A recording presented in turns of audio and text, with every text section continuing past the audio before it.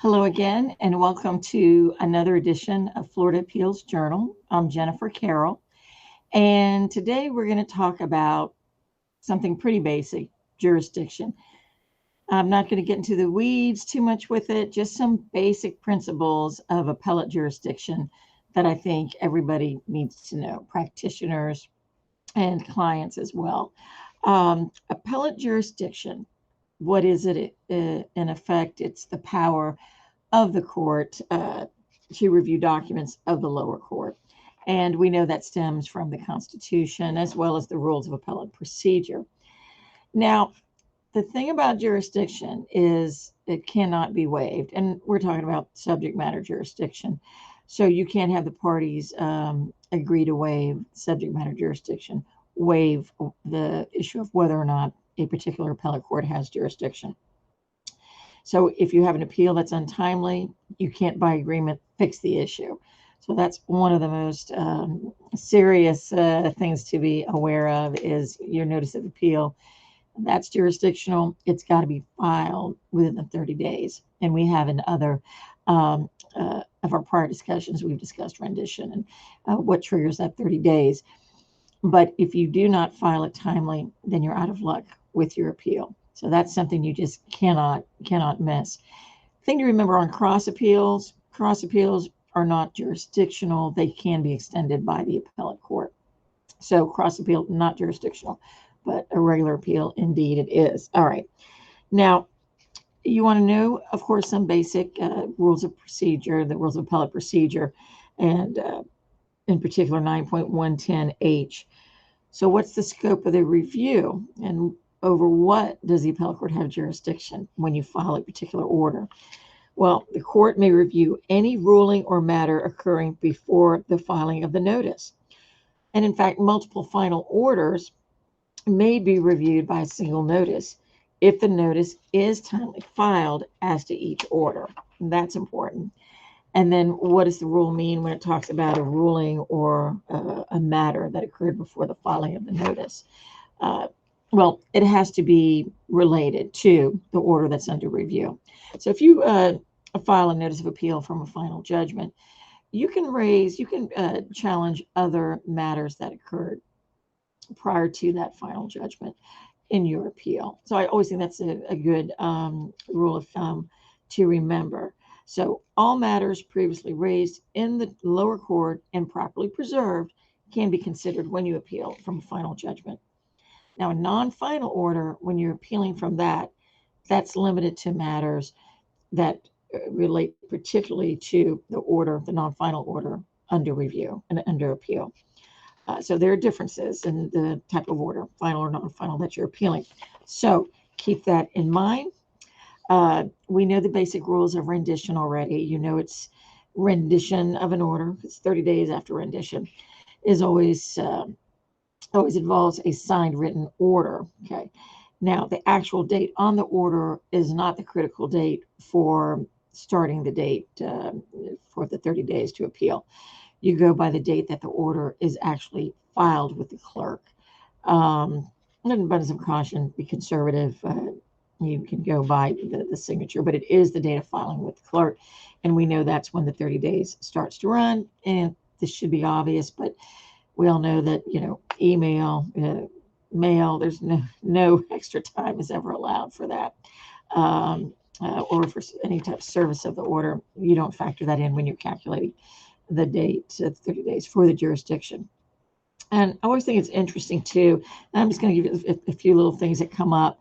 And that's the purpose of some of these discussions we have, is just some tips that come up, some matters that occur, so you'll be ready for them. So it goes over and above just what the plain language of the rule, what happens really in practice, and then what do the cases say about some of these quirky things that happen. Anyway, you have an amended judgment that comes out. All right, so does that affect rendition of the order? If it's a minor or it's an immaterial change, amendment to that judgment, it doesn't restart the time. So the modification or the amendment has to materially change, quote, materially change the original order or the judgment in order to restart the time. And I would refer you to the Max Fly case That's 843 Southern 2nd, 973, 974, and that's out of the 4th in 2003. And the Malo case, MALO, 248 Southern 3rd, 103, and that's 3rd DCA 2017. Now, when you're dealing with premature, another quirky thing, a premature appeal, if you have an authorized and timely motion filed under 9.020, and then you file a notice of appeal, then the notice of appeal is held in abeyance until the ruling. And I would refer you to sub I sub 3. And then otherwise, filing the premature appeal is subject to dismissal as premature. And that's, again, your Florida Rule of Appellate Procedure 9.110, paren 1. And another quirky thing that happens, you try not to do it. Most people don't do it, but if the notice is filed in the wrong court, what do? Well, as long as it's timely, under 9.040B1, the court should transfer the case to the correct court. So you should be okay, although you really don't want to do that. It's a scary thing, but the rules do help you out in those circumstances. Okay. Now, while we're talking about jurisdiction, cert jurisdiction, we have a prior discussion on certiorari, but cert jurisdiction is original jurisdiction, right, in the District Court of Appeal. So you can check with our other discussion. I think we have a video on this, on the procedure, the actual proceedings and pleadings you have to file to invoke, and it's under 9.100. But cert jurisdiction can be sought to review, one, non-final orders of the lower court, other than those that are prescribed in Rule 9.130, and then B, final orders of circuit courts acting in their review capacity. That's in a nutshell certiorari jurisdiction. Now, and we know cert review, of course, is discretionary. And look at 9.030B, cert jurisdiction of district courts of appeal may be sought to review, versus the district courts of appeal shall review final orders of trial courts. And original, all falls under original jurisdiction. Again, 9.100 outlines the procedure requirements for filing extraordinary writ petitions, but just in sum, the district courts of appeal, they have original jurisdiction on these writs. They can issue writs of mandamus, prohibition, quo warranto, and the common law certiorari, and quote, all writs necessary to the complete exercise of the court's jurisdiction. And then also habeas corpus as well, that can be issued by the district court. So that's jurisdiction there. And no, you can have a discussion jurisdiction without the extraordinary writs under 9.100. And the 9.030B1B, the standard when dealing with the cert, of course, is parties seeking review through a petition for writ of certiorari has to establish a material injury in the proceedings that cannot be corrected on appeal. And this is sometimes referred to as irreparable harm. And two, a departure from the essential requirements of the law. And there are many cases, and I think we have cited those in some of our other videos, and they should be in the journal that you can reference for that standard. Okay, so that's just in a nutshell, just some general principles of jurisdiction that you want to be aware of. The other part of jurisdiction is jurisdiction in the lower tribunal while the appeal is pending. And you have several things to consider with respect to jurisdiction in the lower court. First, concurrent jurisdiction. I mean, does the trial court, and to what extent does the trial court have jurisdiction over the case while the case is pending on appeal? Well, during an appeal from a final order, there's a period of time when the lower court, clerk of the lower court, and the appellate court are working to prepare the matter for appellate review. So, and there's a time period under the appellate rules, 9.110 details that. But before the record is transmitted, the lower court has concurrent jurisdiction with the appellate court to render orders on any other procedural matter relating to the appeal, subject, of course, to the control of the appellate court. And it's under 9.600A. Now, as a general rule, when you appeal a final order, jurisdiction is divested from the trial court. So once the notice of appeal is filed, the lower tribunal doesn't have jurisdiction any longer over the substantive issues relating to the subject matter of the appeal. Basic Supreme Court case, Florida Patients Compensation Fund v. Share 558 Southern 2nd 411, Florida, 1990. So the lower court cannot modify its order or grant rehearing during the pendency of the appeal except to correct clerical errors. That's the extent of the trial court's jurisdiction during an appeal. Now,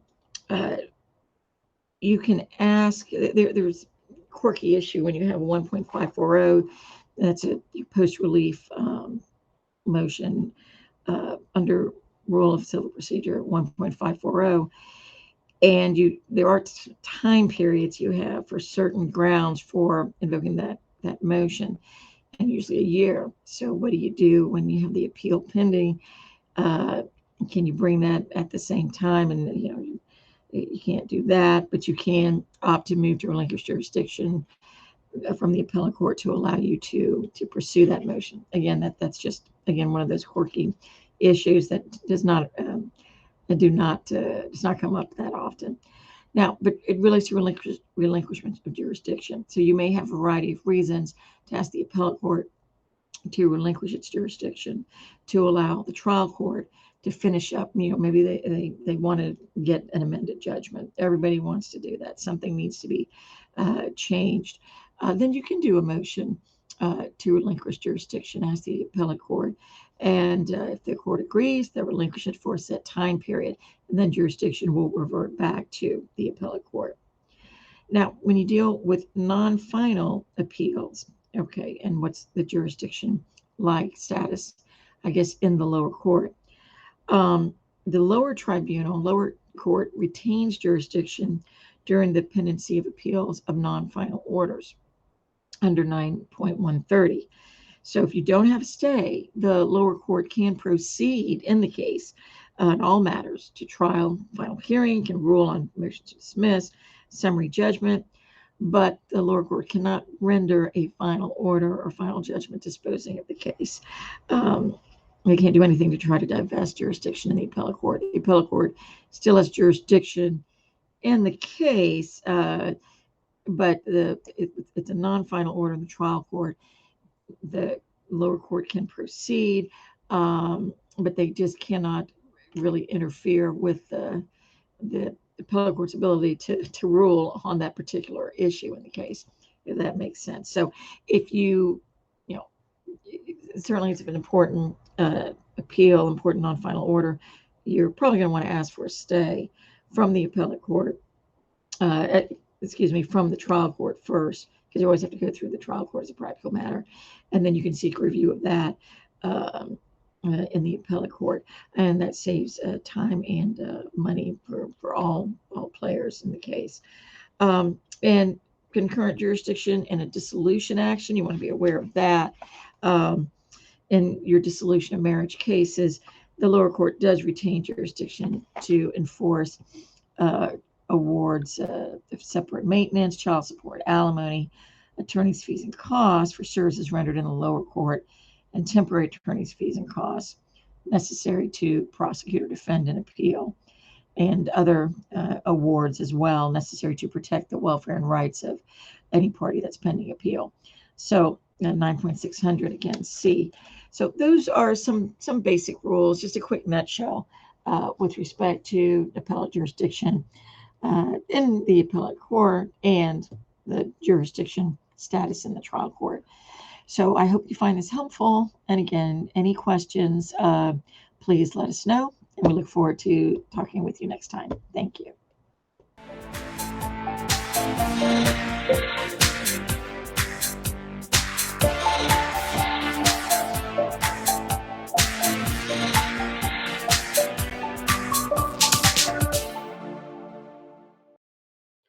Hi, I'm Jennifer Carroll, and I want to thank you for watching our video. You can see more of our videos right here. Or better yet, subscribe to our YouTube channel below so you won't miss a single one.